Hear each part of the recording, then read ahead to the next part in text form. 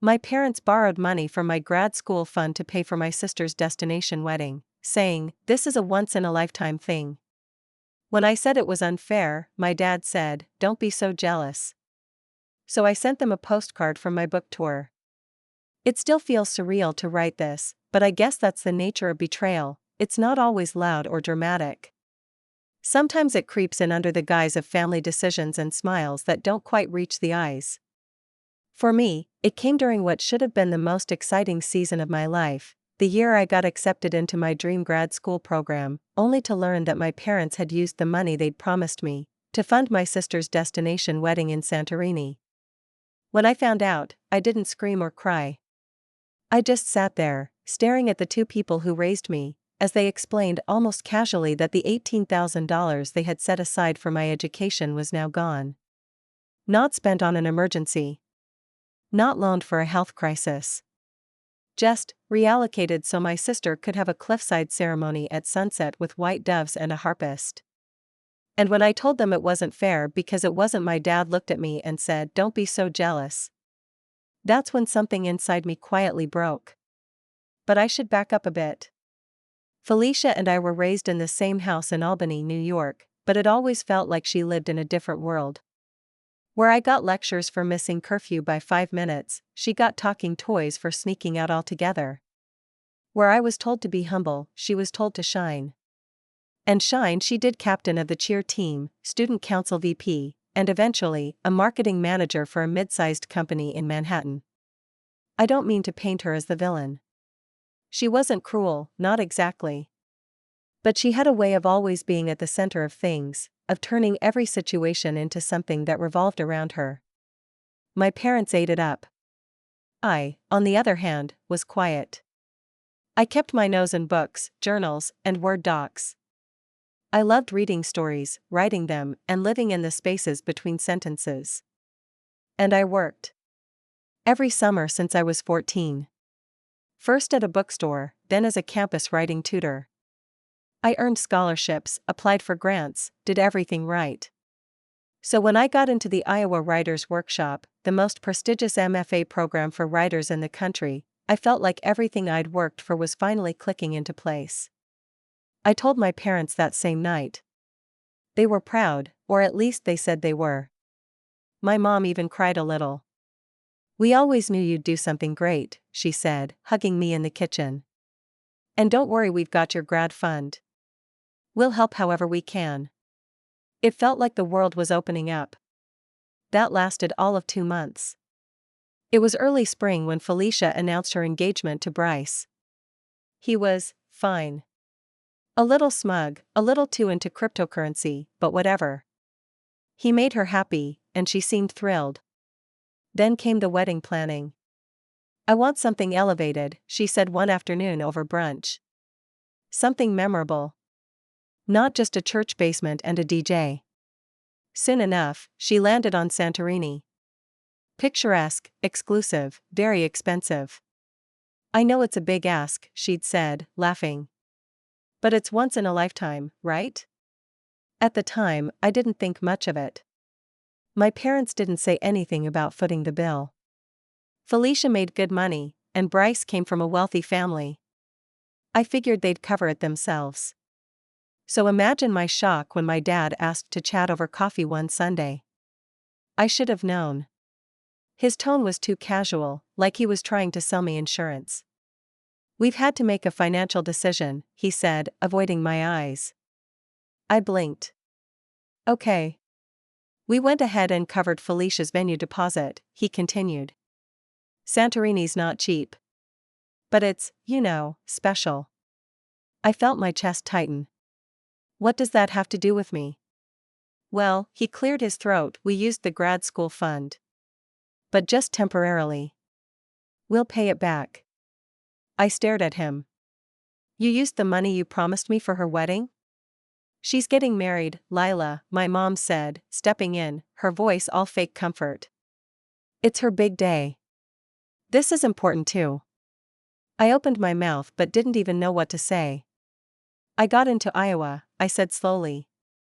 "This isn't a hobby. It's my career. My life." You're young, Dad shrugged. You can defer a year. Or apply somewhere less pricey. It wasn't just what he said. It was how he said it. Like I was being unreasonable for expecting them to honor their word. I've worked for this for years, I said, my voice cracking. I didn't ask you for help with undergrad. I took loans. I worked. This was the one thing you said you'd help with. My dad exhaled, annoyed. Don't be so jealous. The silence that followed was heavy and ugly. I left that day and didn't come back. I didn't attend the wedding. I didn't send a card. Felicia sent a long, dramatic email about how I was being selfish and bitter and trying to imitate her happiness. My mom called and begged me to reconsider. My dad didn't say a word. I deferred Iowa. I didn't have another option. I couldn't afford it, not without their help. So I stayed in Boston, picked up more ESL teaching gigs, and kept writing angrily at first. Then with more focus. More power. The pain sharpened the words. I wrote late into the night, revisiting every wound I'd ever learned to bandage too quickly. It wasn't long before something unexpected happened. My short stories started getting picked up by small journals. Then bigger ones. Then came a literary agent's email that changed everything. We loved your voice. Do you have a novel? I did. I'd been quietly writing it for years. A semi-autobiographical story about a quiet, overlooked daughter trying to carve space in a family that only saw her as a shadow. I hit send. I hit send on a rainy Wednesday night in my shoebox apartment in Cambridge. I didn't expect much. Maybe some kind feedback. Maybe a rejection like all the others, but this time a little softer because it came from someone who loved my voice. What I didn't expect was a call 2 days later. Lila, I think this book could really be something, the agent said. There's a rawness to it, but it's polished. Controlled. I want to represent you. I sat in silence, blinking at the wall like it might shift into another dimension. Are you still there? She asked. Yeah, I said. I just wasn't expecting this. And just like that, things began to shift. I signed with her. The manuscript went out to publishers. There was interest, then an auction. I ended up landing a deal with a mid-sized literary press known for spotlighting debut voices. It wasn't life-changing money, but it was more than I'd ever seen in one place. Enough to fund the rest of Iowa on my own terms.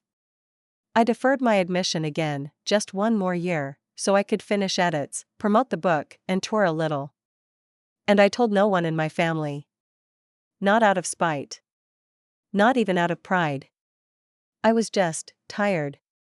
Tired of playing the daughter who had to justify her success in a family that only seemed to notice when it inconvenienced them. Felicia didn't reach out during that time, but I'd hear updates through mutual friends or see her curated life unfold on Instagram. Lavish dinners. Yoga retreats. An engagement photo shoot that could have doubled as a perfume ad. She was thriving, or so it seemed. Meanwhile, I was doing readings at small indie bookstores, answering audience questions about craft, self-doubt, and writing through trauma. I traveled light. Mostly alone. And yet, it was the most whole I'd ever felt. Iowa still loomed in the background, not forgotten, just waiting. When I finally moved to Iowa City to begin the program, it felt like arriving home to a place I'd never been before. The town was quiet, thoughtful. The air always carried the scent of coffee and paper. I found myself surrounded by people who took writing as seriously as I did. There were no cheerleaders. No crypto brothers. Just writers. People who listened. My professors were tough but fair. They didn't care about family drama or missed weddings. They cared about words on a page. And I gave them my best words. Every last one. Around that time, my book was released. It didn't make the New York Times list or go viral, but it found readers, real ones. People who sent messages about how they saw themselves in the pages. Women who felt invisible in their families. Artists who had been told their dreams were impractical. Daughters who'd been told they were just jealous when all they wanted was fairness. I still remember one message from a woman in Ohio. She wrote, "I read this book in one sitting. I haven't spoken to my sister in 3 years. I thought I was just being petty. But now I think maybe I was just the only one in the family who noticed the house was on fire. Thank you for making me feel seen." I cried after reading that. Not because it made me sad, but because it reminded me that sometimes the deepest validation doesn't come from the people you grew up with. Sometimes it comes from strangers who finally make you feel like you're not crazy. Back home, things were quiet. I'd hear bits and pieces. Felicia and Bryce were having issues. He was spending more time in LA for work. My mom called here and there with updates that sounded more like press releases than real conversations. Felicia's launching a new lifestyle blog. Your dad's considering early retirement. Did I tell you we're redoing the kitchen? Not once did they ask about my writing. Or Iowa. Or how it felt to be living a dream I'd built alone. Then, one afternoon during my second semester, I got an envelope in the mail from my parents. It wasn't a birthday. It wasn't any special occasion. Inside was a card with a watercolor painting of a typewriter on the front. The message read, "We're proud of you. Sorry about that. Hope this helps." Tucked inside was a check for $200. $200. I stared at it for a long time. Not because I needed the money, I didn't, but because of what it represented. It was like they were trying to pay off a wound with pocket change. The funny thing was, I didn't feel anger anymore. Just confirmation. That they still didn't get it. That they thought this was something you could put a price on and move past. I never cashed the check. I folded the card up, slid it into a drawer, and got back to editing my second book.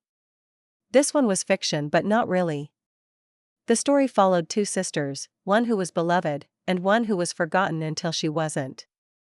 My classmates called it haunting. My professor said it was my sharpest work yet. I didn't tell my family anything about it. They still didn't know I'd toured 11 cities for my debut. That I'd spoken on a panel in Chicago about the intersection of art and estrangement. That someone had approached me after a reading in Portland and asked me to sign a dog-eared copy of my novel because it got her through the worst year of her life. They didn't ask, and I stopped offering. Iowa gave me a gift I hadn't expected, not just validation, but clarity. A quiet assurance that the path I'd taken, no matter how painful, had led me somewhere real. And then, about 6 months before I graduated, I got invited to speak at a literary festival. In Santorini. The invitation came via email with the subject line, "Santorini Authors and Artists Festival, Special Guest Invitation." I clicked it, thinking maybe it was spam, but it wasn't. They'd read my book, loved it, and wanted me to join a panel on personal narrative in literature. I sat there, rereading it, slowly realizing what it meant. They would fly me out. Accommodations paid. A reading in a historic villa with views of the Aegean. Book signings, media interviews, and a chance to meet European publishers. It was the kind of opportunity that made me feel something deep and wide cracking open in my chest. Not from pain. From disbelief. I thought about not going. But only for a second. Not because of Felicia or the ghosts of that decision years ago, but because it felt too poetic, too on the nose, like the universe was staging some elaborate full-circle moment for my benefit. But I'd learned by then not to run from those moments. If life was handing me symmetry, I was going to show up for it. I booked the flight the same day. I didn't tell anyone in my family I was going. When I arrived, it was everything I imagined. The light in Santorini doesn't feel real. It makes every surface glow. White walls shimmer. The sea looks painted. Even the air felt like it had something to prove. I stayed in a modest room in a small family-run inn just outside of Oia. Nothing like the luxury resort where Felicia had her wedding, but it was peaceful, and the owners treated me like I was royalty when they learned I was a famous American writer. I didn't correct them. The night of my panel, I stood on a terrace overlooking the ocean, surrounded by lanterns and strangers, and read a passage from my second book, the fictional one that wasn't fiction at all. The one about the sisters. When I finished, there was a beat of silence. Then applause. Warm, sustained, genuine applause. A woman came up to me afterward and said, "You have no idea how much I needed to hear that tonight." I smiled and thanked her. But deep down, I was thinking, I think I did. The next morning, I woke early, wandered into a little shop that sold hand-painted ceramics and vintage postcards. The owner was an older man with weathered hands and a soft smile. He helped me pick one out, a photo of the exact cliffside venue Felicia used for her wedding. I paid in cash, sat at a cafe nearby, and ordered a cappuccino. Then I turned the card over and wrote in small, steady letters, "Thanks for the inspiration. Book tour's going great. L." I didn't include a return address. I dropped it in the post that afternoon. Not out of spite. Not even for revenge. Just closure. A quiet note dropped into the past, letting it know I had survived. I had built something out of the wreckage. I had become the version of myself that didn't need applause or approval to feel real. After that, I spent the rest of the trip doing the things I never got to do as the ignored sibling or the forgotten daughter. I took photos. I journaled.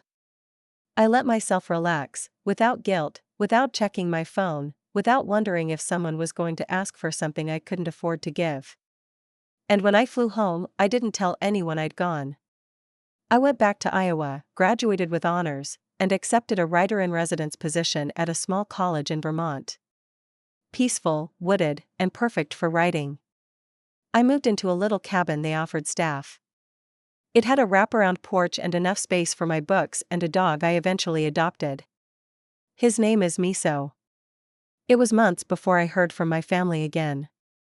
It was around late October, Vermont already brushed with frost, when I got a call from an unfamiliar number. I didn't answer. They left a voicemail. It was my mom. "Hi, sweetheart. I know it's been a while. We saw your second book is doing really well. Felicia actually saw something about it online. Anyway, we're proud of you. We were hoping we could all reconnect soon. Maybe Thanksgiving?" She sounded tentative. Like someone knocking on a door they weren't sure they had the right to approach. I listened to the message 3 times. Then I set my phone down and took Miso for a walk through the woods.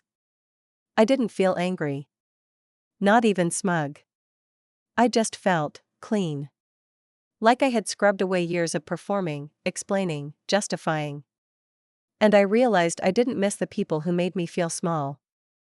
That same week, a package arrived at my campus office. No return address, but the handwriting was my father's. Inside was a hardcover edition of my first book with a post-it note on the inside cover that simply said, "We read it. Didn't realize you felt this way. Sorry, Dad." No big gesture. No dramatic letter. Just that. I held the book in my hands for a long time. It was the first time either of them had acknowledged that I had something to say. Maybe they didn't listen enough. I didn't call. I didn't write back. I didn't rage or weep or tear the note in half. I put the book on my shelf and kept writing. Because here's the thing no one tells you, not every story needs a confrontation. Some don't even need a response. Sometimes, the real closure is learning that the people who once minimized you are now watching from a distance, realizing they missed the moment you stopped needing their permission. I kept living my life. Teaching. Writing. Hiking the same trail near my cabin every morning with Miso by my side. I published a third book, this one about creative women who were underestimated, overlooked, and, in their quiet ways, triumphant. It hit the bestseller list. Not the top spot, but enough to get noticed. That brought interviews, podcasts, even a profile in The Atlantic. Suddenly, I was visible. To the world. And to them. One morning, I got a text from Felicia. We hadn't spoken in almost 4 years. Hey. Just wanted to say congrats on the new book. I saw the Atlantic thing. You look amazing. Maybe we could catch up sometime? There was no apology. No acknowledgement. Just surface-level politeness. I stared at the message for a while before turning my phone off. I didn't respond. Not out of bitterness. I'd just outgrown the performance of pretending we were ever really close. And deep down, I think she knew that too. The holiday season came and went. My parents sent a Christmas card with a generic family photo of Felicia, Mom, Dad, and their new golden retriever. No note, just wishing you peace and joy. I pinned it to my fridge for a week, then tossed it. I wasn't angry. Honestly, I felt a little sad. But more than anything, I felt free. Because I knew, without question, that I had built a life outside of their expectations. One that was mine, fully mine. And they'd missed it. They missed the climb, the moments, the pages. They missed watching me become someone. And that's the part that no one ever sees as revenge. But it is. The years kept moving, and I kept writing. My little cabin in Vermont became a sanctuary. I got used to mornings where the only sounds were the creak of old floorboards and Miso's soft breathing at my feet. I learned to cook for one without apology. I found joy in routines that belonged to no one but me. Success kept arriving, not in a flashy way, but in waves. Invitations to speak at universities. Articles that quoted me in conversations about the future of literature. Young writers emailing to say they'd chosen to study English because of something I said in a podcast. It was humbling. Quietly affirming. There were moments, sure, where I imagined what it might have been like to have parents who cheered me on, who showed up at readings, who knew the titles of my books without having to Google them. But I didn't ache for it anymore. I'd given up trying to rewrite them into people they weren't.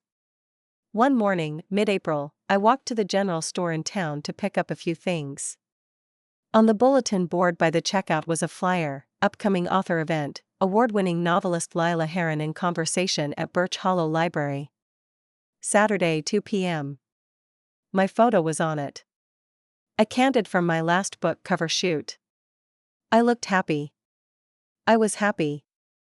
As I paid for my groceries, the clerk Paul, who's been there since I moved, smiled at me. "You've got fans in this town," he said. "You're like our own little celebrity." I laughed and shook my head. Just a writer with a dog and too many tea mugs. But that moment stuck with me. Because it was real. I was real here. Not someone's disappointment. Not someone's backup plan. Not the less shiny sibling. Just Lila. Teacher. Writer. Dog mom. Neighbor. The Saturday of the event, the room at the library filled fast. Locals I recognized from the co-op, a few college students, even some visitors who'd driven in from out of state.